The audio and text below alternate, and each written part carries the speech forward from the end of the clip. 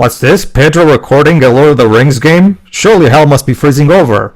Welcome everybody to the Lord of the Rings Gollum, published by Nacon and developed by Daedalic Entertainment. Teo, please introduce us. Who are Daedalic Entertainment, since you're more familiar with them than me? During the last couple of parts of the Shadow War, but basically they're a German company that specializes in point-and-click games inspired by Sierra and LucasArts. So this is a bit different from their usual stuff. Yeah, I'm gonna get into that later. I remember the development of the game. I don't remember when exactly it happened, but it's been years. All right, hold on, guys. We have to understand something. Guess what, guys? Okay, first off, I'm playing on the PlayStation 5, and I have performance mode on. All that good stuff. Here's the good thing. You can. I'm in disable HDR, so I can see things more brighter. Okay, seems simple. Okay, so also I love how there's Gollum hair simulation, because if for whatever reason you think so instead of fixing how weird Gollum's hair looks, they just give you an ability to turn it off. Anyway, oh God, there's an emote pack. Look at this lore compendium. Be grateful, because you have to pay extra for this shit. Yes, this is the first game I've ever seen that asks you to pay extra so you can read the lore compendium, and the lore unlocks as you progress with the story, basically. Wait. So let me get this straight. You have to pay extra to unlock. Oh, hold on, I have to mention Sindarin. We have to there's also the Sindarin VO, which allows elves to speak Elvish. I mean, why don't you just have them speak Elvish? Period. You know, say what you will about Final Fantasy X, but it's not like they made you pay for the extra voice subtitles. Well, there wouldn't be any way for that to be the case, Joe. It was a PS2 game, so. Oh, again, the point still stands, though. What the hell? I think a better game for you to pick would be like something akin to like a more modern game. You can turn on Gollum's hair simulation. I just said that, Dwibs. Pedro already mentioned that, Dwibs. But remember, Pedro... I didn't believe it at first, but then I saw the option in the menu. Well, Pedro, one thing you have to remember, technically, online capabilities and functions were a thing as early as the PS2 era. That is true, but abilities for paid DLC that kind of infrastructure was not present at the time. Still, it wasn't possible at the time. It was around, but limited. The point, though, is like, well, still, I think even Square would have the sense not to do that in this modern age too. No breath. No cheese. So, Teo, remind us, at what point in the chronology does this game take place? I don't remember exactly, if I recall correctly, it's between when Gollum is captured and tortured for information in Barad-dûr till the Fellowship arrives in Moria. Yeah, that checks out with what's happening in the game, so cool. Now, that being said, to my understanding, this is following the brand of the Tolkien-verse as yes. opposed to the Jackson-verse. Yeah, this is a Tolkien-verse game, not a Jackson-verse game. Maybe in aesthetic, but I can tell you in terms of story, in terms of characters who show up and everything, it still does a lot of things that were not in the book anyway. So. Well, what I do recall is that this was definitely advertised as a Tolkien-verse project, so yeah, who dropped the ball there? Specifically, Gollum is esteemed guest of Thranduil's cells, if I recall correctly. So the Elven King has something to say to us. So the thing is, they definitely made a big deal of this not being tied to the Jackson-verse, seeing as how they showed upfront and personal the new design for Gollum 2, which is not in line with how he looks. Alright, so immediately, when I first saw this cutscene, immediately one of my big pet peeves with current era of gaming started up. There's a film grain filter applied to the game, and you cannot turn it off. One thing this is a big pet peeve of mine in modern games. I have no idea who this is for and who exactly this appeals to, the idea of putting a filter that makes the game look like an old movie. I don't really see I mean, if it's something like in the Ghost of Tsushima where you have a specific mode to make it look like a black and white samurai movie, that's fine. That I understand. Oh, God, but the Lord of the Rings movies are early 2000s movies. Like, there's no reason to make Gollum look like an 80s movie. Maybe it's because of YouTube compression, but I'm not really seeing it. Well, I assure you that I'm looking at my own RAW and I can see it. It's easier to see when you're in a light source. I'm noticing the filter too. Also, you're the live, we're starting in mid. Great. Not the one. From what I understand, that's like one of the lesser problems. But Yes, it is. Okay, so chances are, folks, you've heard of this game. Very well. Being touted as not only Let one us of the try worst games of someone else's 2023, potentially a Bilbo modern-day Baggins. Superman 64, but a legit studio killer. My, So this, what a resume. so this particular cutscene is played in book illustrations. You were going to wish that every cutscene was played like this because the actual in-game cutscenes don't look great. Oh, we already gotta look at that, and This is actually this would have been a much better way to have the cutscenes be, because this actually plays to Daedelic's strengths. Because one of the most famous franchises, Deponia, which is famous for its hand-drawn visuals, so it would make a lot more sense to apply a book illustrated style to the cutscenes. It would be much more cost efficient. It will make development a lot smoother. So I have no idea why they thought this would be the better way to go about it. We don't know when development was wrong because the game took a lot of years to come out, having several delays, one of them You being follow the of an Hobbit's entire trace year. all the way this would be east to the Daedelic's Lonely first time Mountain. trying this sort of game. It would sadly also be their last. Also, if there was any doubt, the credits also say based off of the books, essentially, so...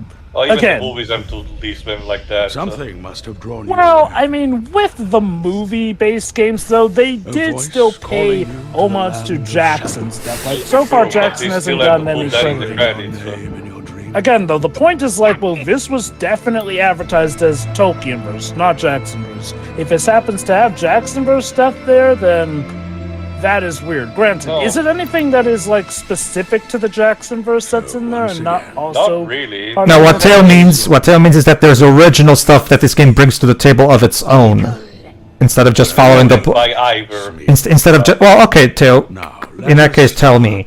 This particular part of the story involving where Gollum is here in Barad-dûr is like Actually, at the start of the very start of the game, the Maya's Rest stuff is imprisoned by Thranduil in Mirkwood, sure, but and that's something that did happen. okay, but let me ask you: this entire storyline of the game, did the previous material give off details about how this specific part of the story goes? That Not the way the game portrays them. The gist of it that you need to know is that Gollum knows how to walk around through Mordor. That's how he actually discovered the lair of Shelob and everything. Was eventually captured, tortured by Barad-dûr, and then thrown out, to do whatever he pleased. Then he was hunted down by Gandalf, Legolas, and Aragorn for a bunch of years, a bunch of decades, but he never could manage to catch it, and eventually ended up in Moria when the Fellowship arrived, and they started talking them. One thing to note is like the terms Jacksonverse and Tolkienverse are very broad. Like, because when something is in the Tolkienverse, that doesn't even mean it has to be strictly based off strictly from the books, but it's essentially anything that's not taking All right. homage from the Jacksonverse, essentially. okay, it's interesting how Chapter 1, The Wraith. It's interesting how this PS5 game from 2023 looks like an early gen PS4 game.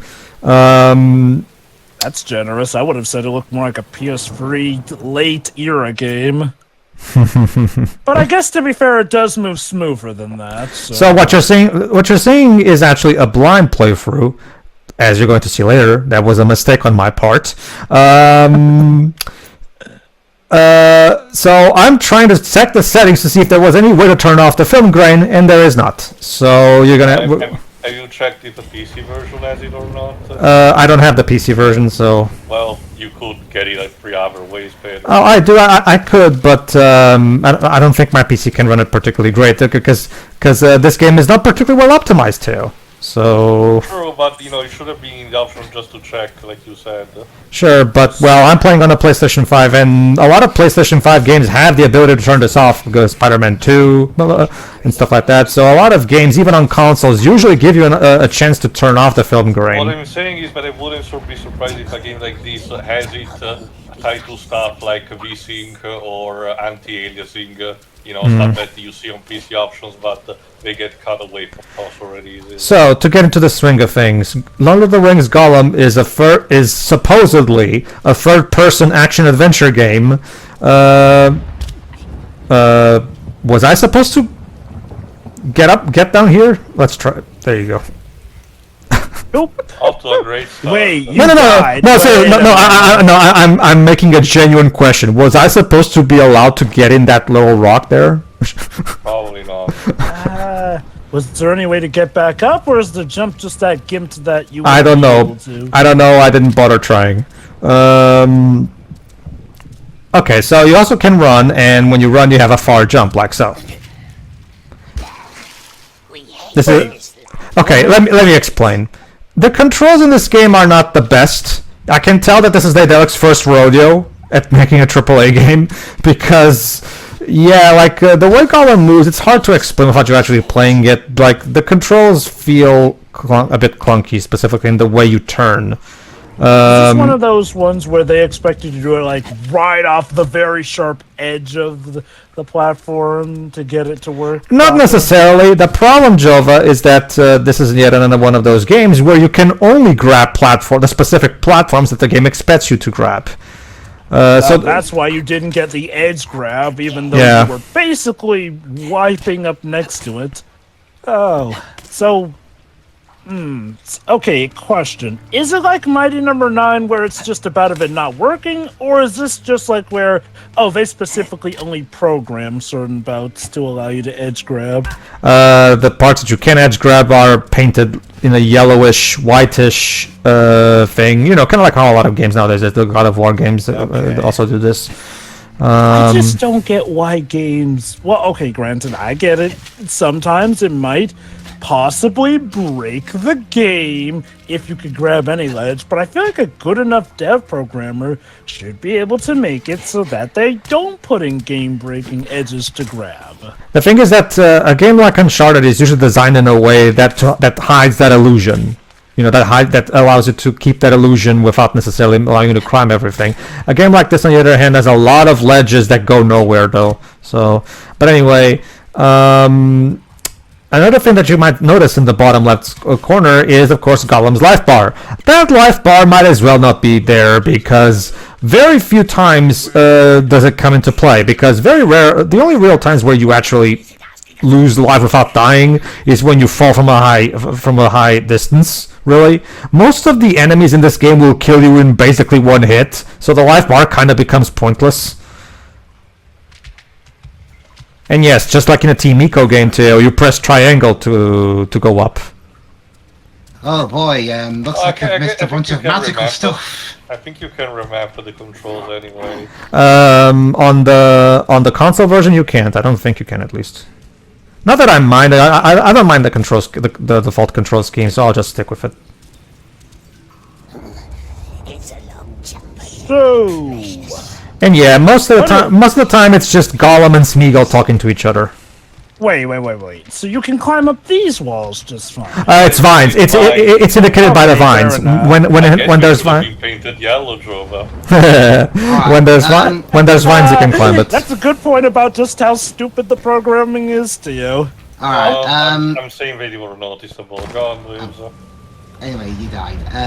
Nothing against Wayne Forrester, who voices Gollum in this game. I actually know him more for voicing the CGI version of Captain Scarlet back in 2005. But I'm not sure what he was going for here. If it was an Andy Serkis impression, it's terrible. And even if it's just a voice for Gollum, it sounds like if Skeletor had a sore throat. I cannot speak for the quality of the voice acting in general for Daedalic game in terms of the English voice acting, because their games usually tend to receive a dub in my country, so I'm used to those. So I actually never, listen, so I cannot tell if it's a recurring thing or they just screwed up with this one. All joking aside, Tio, what you did mention earlier does have a good point, though, and, I feel like the lighting is off in some places where, unless it's focused on you, it feels needlessly dark, so... I guess you would need something painted yellow to. Well, to be fair, isn't this specific place meant to look like a shithole anyway? No. I'm talking about, Echo, how some stuff looks a little too dark to the point where it might be cumbersome to play. Oh, trust me. I'll have a word about that eventually, in a later part, Jova. Don't worry. Oh, it's one of those lighting engine nightmares, isn't it? You'll see. We might as well ask on which engine this was made on. Unreal Engine 4, because this game is also on the PS4 and Xbox One, so they used Unreal 4.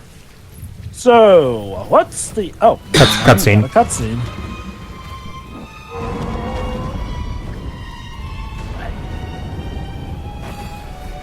Oh god, that face. What's with this music? Yeah, who's the composer? This is no Howard Shore score, I'll tell you that.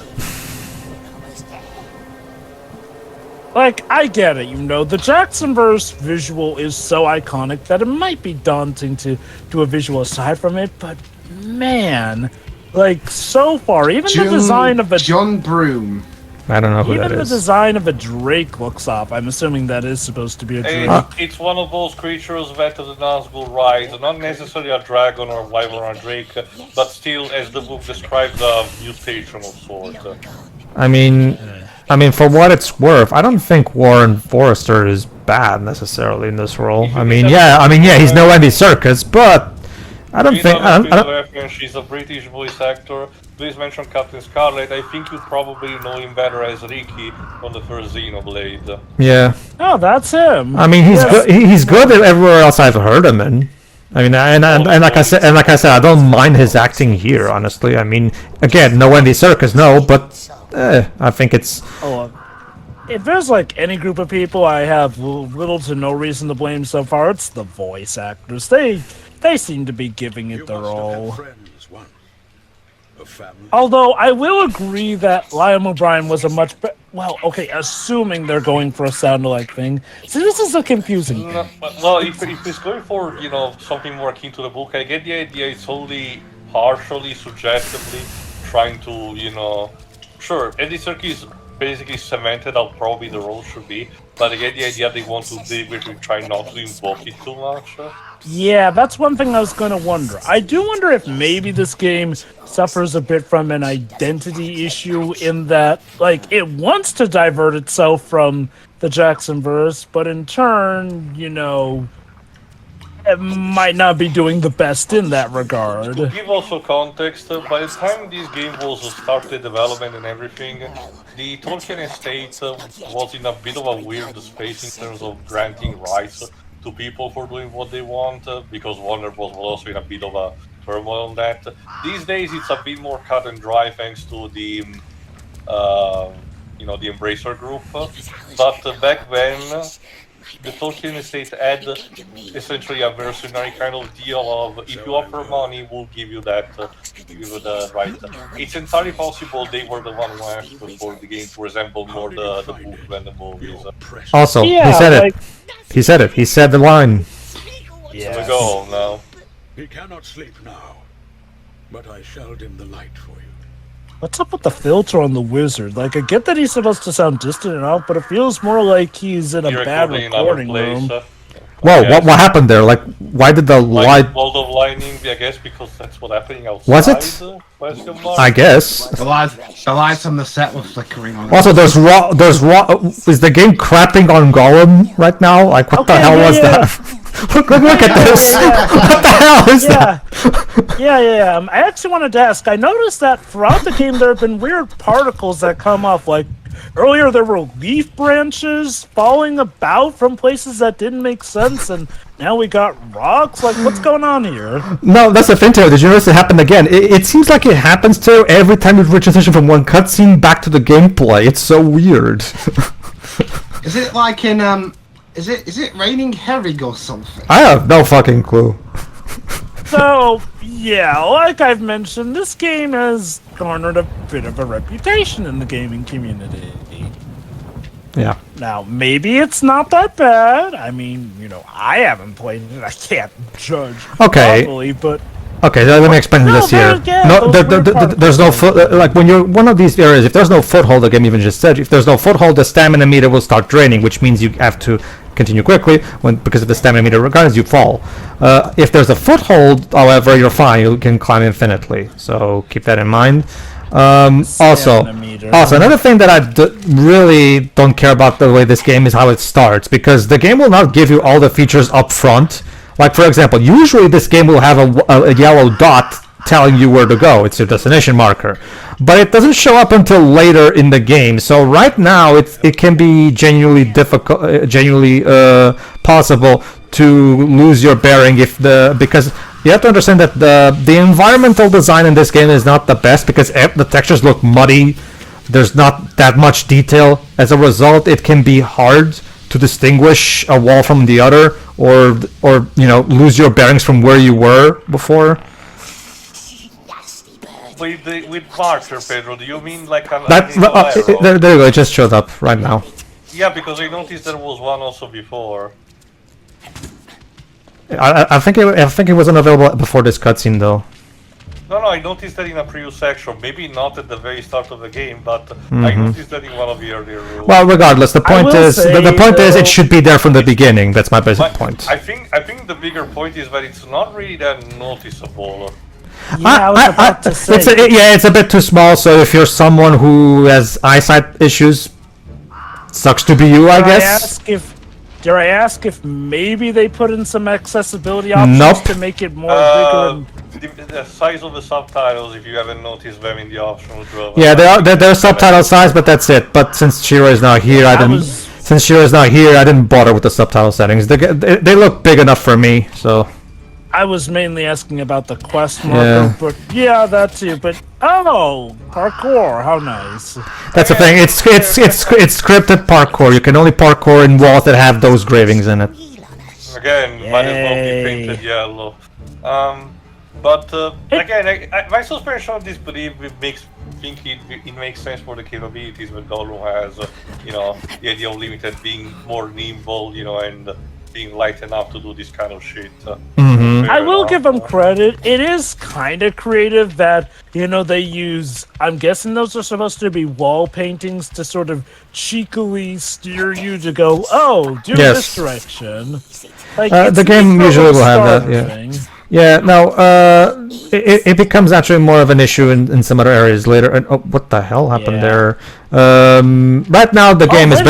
For all intents and purposes, this is basically a tutorial area. Right now, Gollum is just chasing a bird because reasons.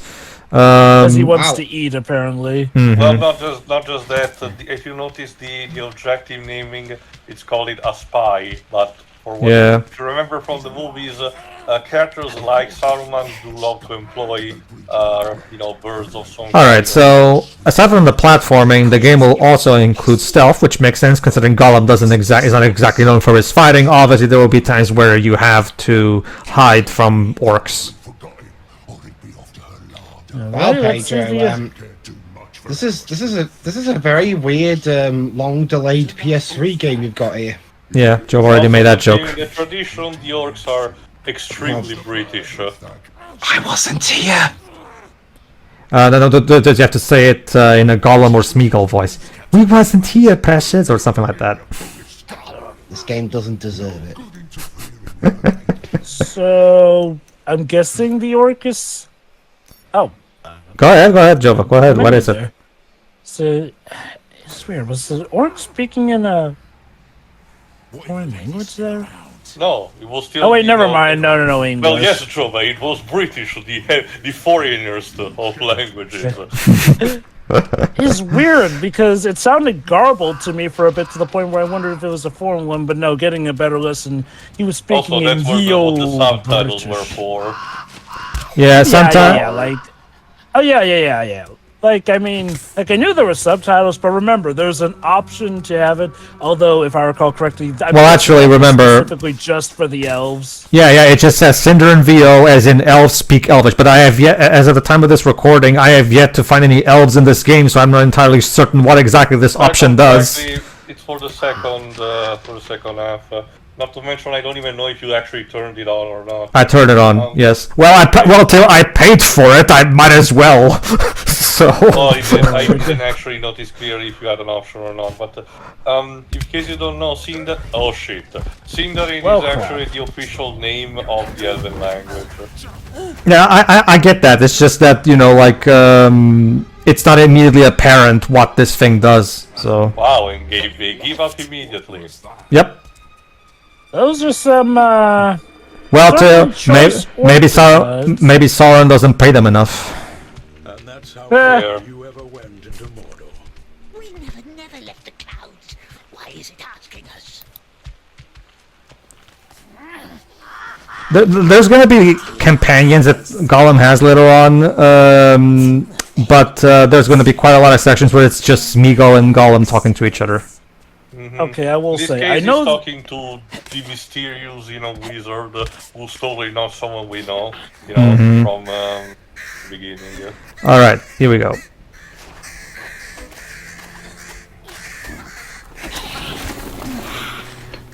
Wow. Fail.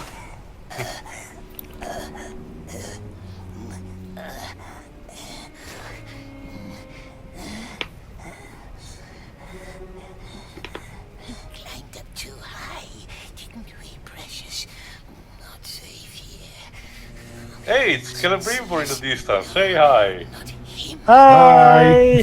Enjoy your fight with Sauron in there. Hope you two roommates are getting on just fine. Alright, so this is actually the scene where you get introduced to one of the primary mechanics of this game, Don't listen. the morality system.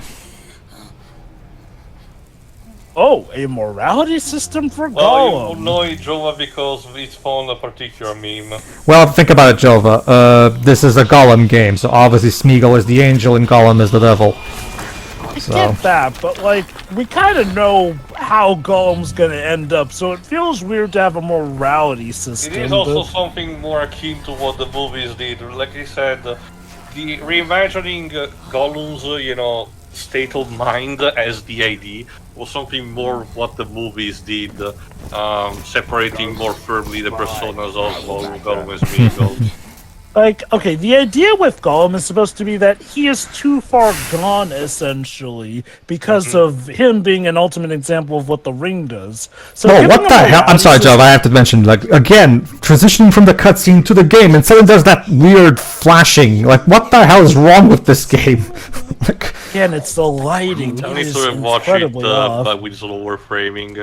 okay, so the idea now is that you have to tail these guys, and that marker tells you how close you are to them, so obviously don't get too close, otherwise they'll hear you. One thing you can also do is hold the R1 button so that he will crawl and don't make any noise while walking. You know, the flash wasn't what caught me off. What caught me off was that Gollum just looked like he was encompassed in black ink with how the lighting was. When you walk normally, you make noise. You even hear the sounds. That's right. So obviously, when you're stealthing around, hold R1 to crawl like this. It also allows you to crawl through narrow spaces.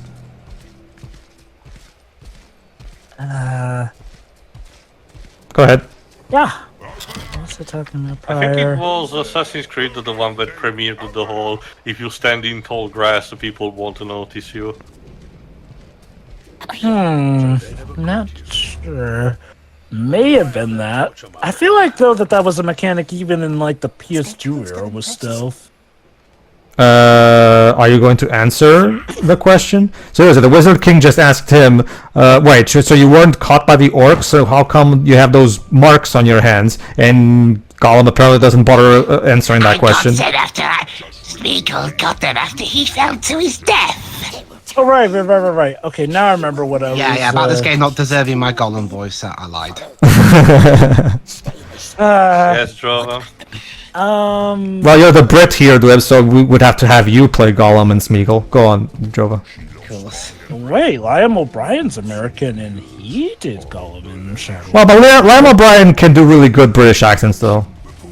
Oh, okay, going back to what I was going to say, like, the idea of a morality system in a Gollum game is weird to me because the idea of Gollum is supposed to be that he's too far gone. Like, okay, yeah, like Tio mentioned, it was sort of a thing hinted at in the Jackson verse where he could have been good, but because he really got on the wrong bad side with Sam, he decided, well, screw them, I'm gonna kill him and take the ring, essentially. So maybe this is, well, no, they touted Hold on. this as the total. I have to mention this. This is actually one of the first one of the first issues I had with this game regarding the climbing.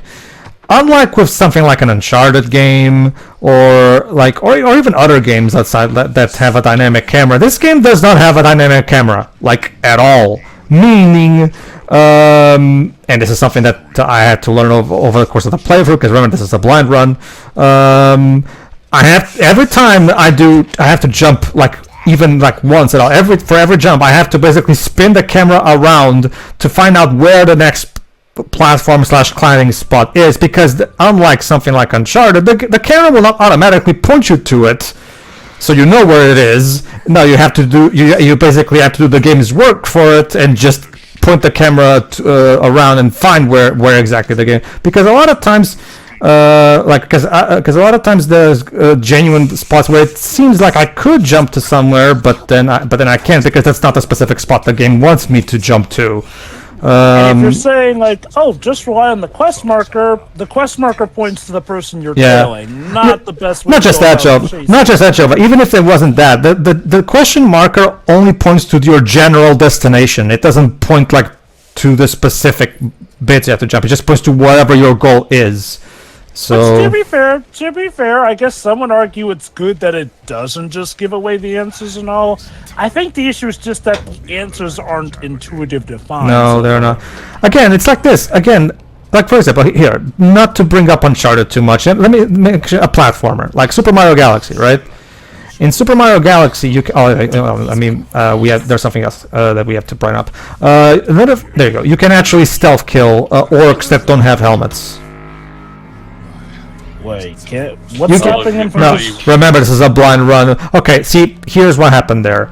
Silly me, I thought this worked like most other games of this genre, and I thought I would have to mash the triangle, to simulate the act of strangling someone, right? That's usually how these games work, But no, I have to hold the triangle button, not mash it, which, okay, I guess that's a choice you can have, but to me, it's much more intuitive and logical to ask me to mash it. The game literally tells you, like... I know. I wasn't paying attention, I admit.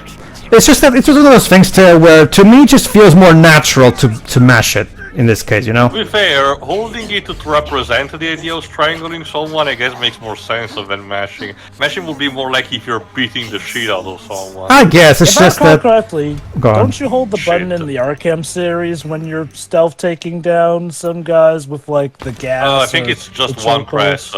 Yeah, it's just one press. Yeah. Like, for example, let me give you an example. Like in The Last of Us, when you stealth kill someone from behind, you have to mash the square button to simulate that Joel is applying as much strength as he can. It's to simulate. It's so that the player can do some minimal physical effort to try to approximate the effort that the character is making. That's usually how these games usually work, on my experience, So this was basically my muscle memory fucking me over, again, basically. because I forgot, actually, in terms of pressure... Sorry? I was just reading that subtitle there. Distressed breathing after fight. Okay. In what way the button consisted for the early Metal Gear Solid games? Because that involves Snake strangling someone from behind. Well, the CQC, no, the CQC doesn't work like that, no. That being said, for example, the first MGS, the MGS1, how do you? I forgot. Actually, yeah, that's a good.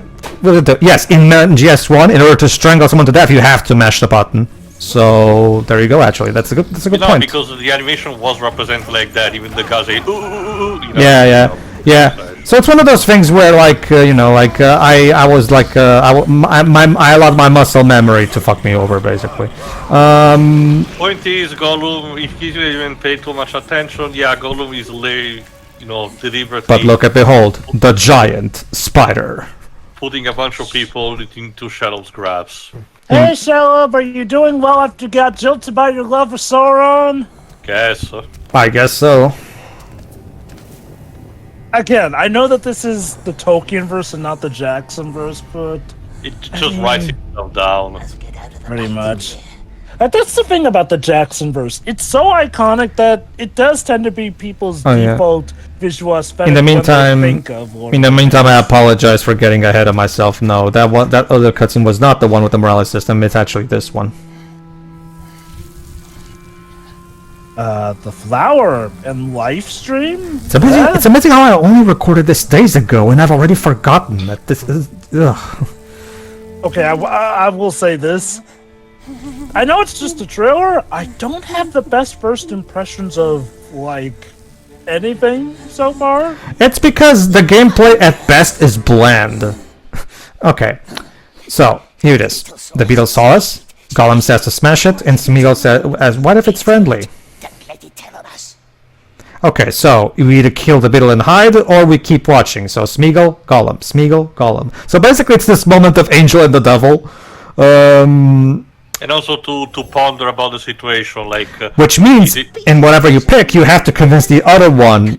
In this case, we have to convince Gollum that there's no danger by mentioning, well, it's only just looking for pollen.